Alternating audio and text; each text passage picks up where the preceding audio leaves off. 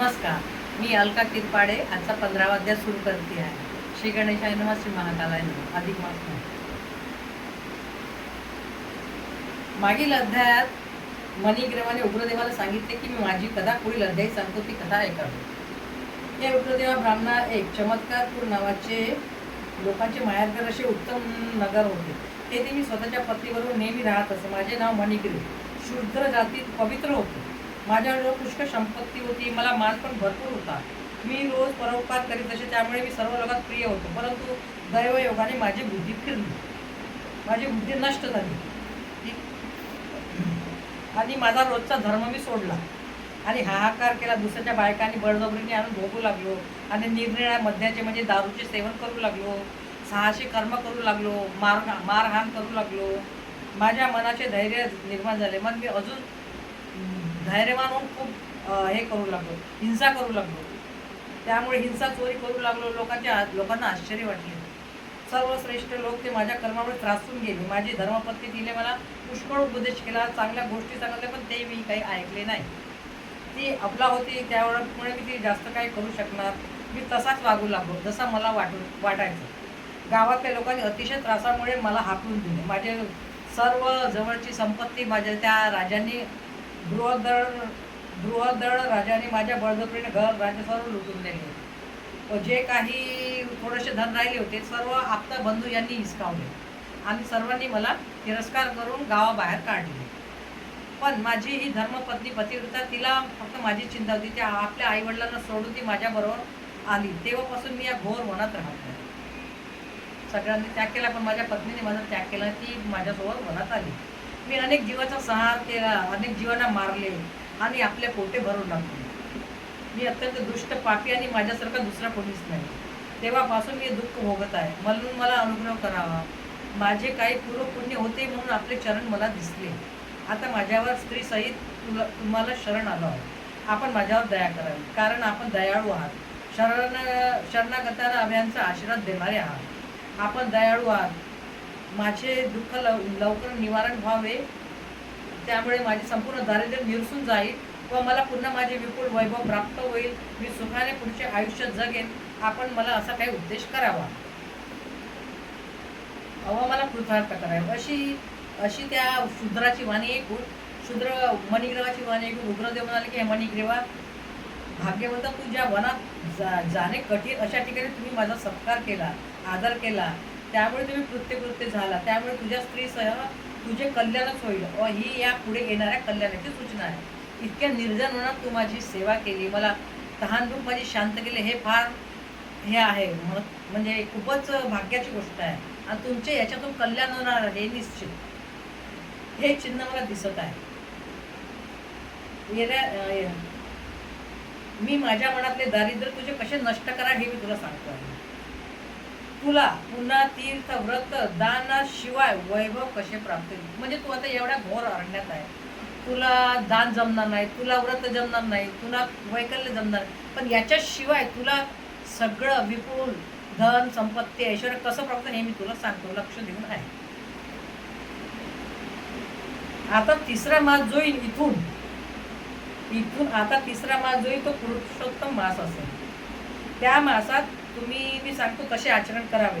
पुरुषोत्तम मासात दिव्याची यथायोग्य पूजा करावी, त्यामुळे तुमचे दारिद्र्य नष्ट होईल. दिव तिळाच्या तेलाचा किंवा तुपाचा असावा. पण तुम्ही जंगलात आहात, तुम्हाला कुठलेच तेल किंवा तूप मिळणार नाही. मग तुम्ही काय कराल? इंगुदी बेटाचं म्हणजे झाड असते, याच्यानं खोडलं तर तिथून तेल येते. तुम्ही ते तेल जमा करा, त्याच्याने दिवा लावा. जिथे जे योग्य आहे तिथे ते करा. ज्याला जसं जमते झाले तसं करा. पुरुषोत्तम मासात दिव्याची यथायोग्य पूजा करावी, त्यामुळे तुमचे दारिद्र्य नष्ट होईल. तो दीप तिळाच्या तेलाचा किंवा तुपाचा असावा. तुम्ही वनात असल्यामुळे एखाद्या वेळेला ते कठीण आहे. हिंगण बेटाचे तेलाने 1 महिन्याभर नियमाने दिवा लावावा, प्रज्वलित करावा. रोज स्नान समोरच्या तलावात करावे. माझा तुला एवढाच उद्देश आहे. त्यामुळेच तुमचे सर्व दुःख संपेल व विपुल वैभव प्राप्त होईल व सुख मिळेल. तुम्ही एवढं केलं तरी पुष्कळ आहे. तुम्हाला इथे फक्त एवढंच जमू शकेल वनामध्ये. तुम्ही माझा उत्तम आदर सत्कार केला, त्यामुळे माझे मन आनंदित झाले आहे. म्हणून वेदामध्ये जे कर्म सांगितले तेच मी तुम्हाला सांगत आहे. अरे नुसते दीपदान केले तरी लक्ष्मी मिळते, तर विद्युत दीप प्रज्वलित केले अधिक मासात तर त्याचे फळ काय वरणार. वेदाची कर्मे दाने अनेक प्रकारची आहेत, तीर्थशस्त्रे अनेक आहेत, शास्त्रे अनेक आहेत. ज्याप्रमाणे योगज्ञान सांख्य आहे तसेच हे एक तंत्र आहे. जसा मनुष्य सर्व वेदाचा अभ्यास करू शकत नाही, तसा पृच्छादी व्रताचे आचरणे करू शकत नाही. उदाहरण, गोमती नदीच्या तीरावर राहून गयामध्ये रोज श्राद्ध करणे, वेतिपात म्हणा, सहस्रावधी ग्रहणे म्हणा, कुरुक्षेत्रादी क्षेत्र आहेत किंवा दंडकारण्य आहेत, अशा ठिकाणी स्नान करायचे म्हणजे कठीणच. ते पुण्य तर जर मिळायचे असेल तर पुरुषोत्तम जीव, हे सर्व जर पुण्य तुम्हाला पाहिजे असेल तर त्याने पुरुषोत्तम मास दीप लावा, त्याला आपोआप पुण्य मिळते. घर बसल्या कुठे ना तीर्थयात्रा करायचे, ना मोठे खूप कडक व्रत उपवास करायचे, कुठे तीर्थयात्रा याची काही आवश्यकता राहत नाही. कठीणच. जे पुण्य मिळायचे असेल तर पुरुषोत्तम दीप लावावा. त्याच्या 16 कलाची तुलना वरील ठिकाणी ग्रहणात व्यतिपाता क्षेत्रस्नान केल्यामुळे कमीच आहे, तरी त्याची तुलना होऊ शकत नाही. इतकं दीपाचं महत्व आहे, त्यांच्यापेक्षा समोर आहे, श्रेष्ठ आहे. ते एक नव्हे तर 100 पटीने श्रेष्ठ. परंतु ते यथाविधी युक्त करावे, हे अगदी गोपनीय आहे. यथाविधीने लावावे. ते गुह्यातून गुह्य आहे, हे कोणासही सांगू नये. त्यामुळे धनधान्य पशु पौत्र पुत्राची प्राप्ती होते. यामुळे जे स्त्री वंद्या असेल, जी म्हणजे वांझा आहे, तिला संतान होते. ज्यांना वैधव्य आहे, ज्यांना स्त्रियांना वैधव्य प्राप्त होत नाही, ज्या स्त्रिया म्हणजे कोणता दोष असेल तो बाध्य हे होत आहे. कोणती स्त्री या जन्मात विधा, तिला पुढच्या जन्मात अखंड सुख सौभाग्य मिळते, वैधव्य प्राप्त होत नाही. राजा भ्रष्ट असेल त्याला राज्य मिळते. मनातील जे चिंतले असेल त्याची पूर्तता होते. हे करणाऱ्याच्या मुलींना चांगला नवरा मिळतो. जो पण कांतेची इच्छा करतो, जो म्हणजे पत्नी, कांता म्हणजे पत्नीची इच्छा करतो त्याला चांगली पत्नी मिळते. ज्या मुलाला चांगली पत्नी हवी असेल त्याने लावला तर त्याला चांगली पत्नी मिळते, पतिव्रता स्त्री मिळते. विद्यार्थ्याला अखंड विद्या मिळते. सिद्धीची इच्छा करणाऱ्या सिद्धी मिळते. द्रव्य म्हणजे धनाची इच्छा करणाऱ्याला पुष्कळ द्रव्य मिळते. आणि तो जो मोक्षाची इच्छा करतो त्याला मोक्ष मिळते. देवाच्या याच्याने त्याला जे पाहिजे आहे ते त्याची इच्छा पूर्ण होते. पुरुषोत्तमाच्या प्रीतीमुळे जो पुरुषोत्तम असा विना शास्त्र विना विधेने अगर नाही जमलं, एक साधाही दिवा लागला तरी त्याचं पुण्यफळ पूर्ण मिळते. आता आपल्याला जो आहे नाही जमलं, एक साधा मनुष्य दिवा लावायचा लावून देत तरी त्याचे पुण्य त्याच्या पदरात पडते. पुरुषोत्तमाच्या प्रीतीमुळे पुरुषोत्तम मासात विना शास्त्र विना विधीनेही जरी दीप प्रज्वलित करतो त्याने कोठेही तो लावावा, त्याचे मनोरथ पूर्ण होतात. हे विनासायास मग जर विधियुक्त यथास्थित दीप लावला तर मग काय नाही होणार, काय बरे प्राप्त नाही होणार. मला जी जी इच्छा धराल ती इच्छा ऋषिकेश पुरवतील. म्हणून भावभक्तीने दीप लावावा. हे सर्व दारिद्र्याच्या नाशा करता आहे.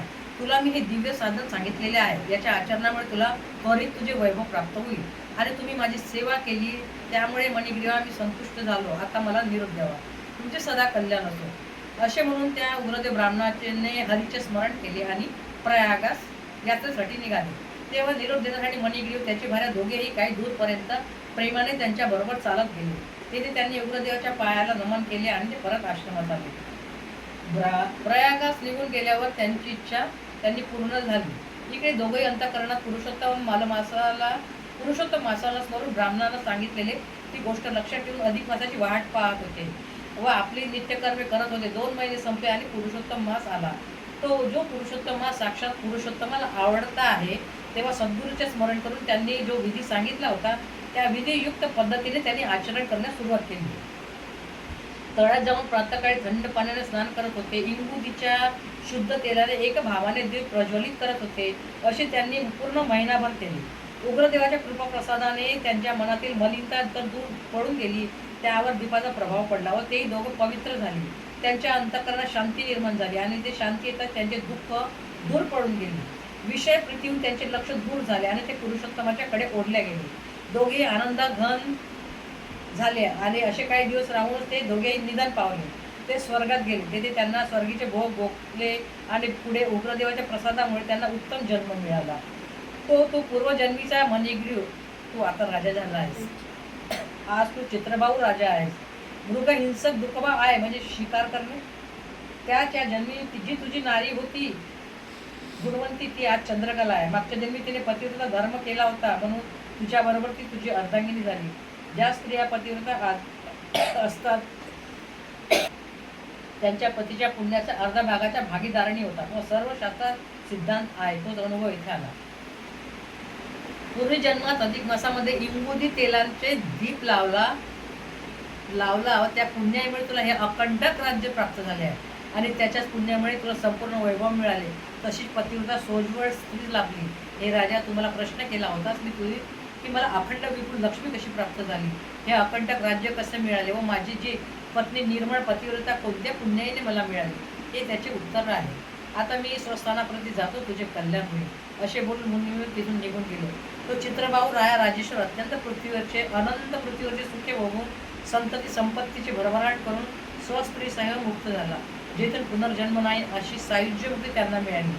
त्यांचे कारण अधिक मासातले दीप प्रज्वलन.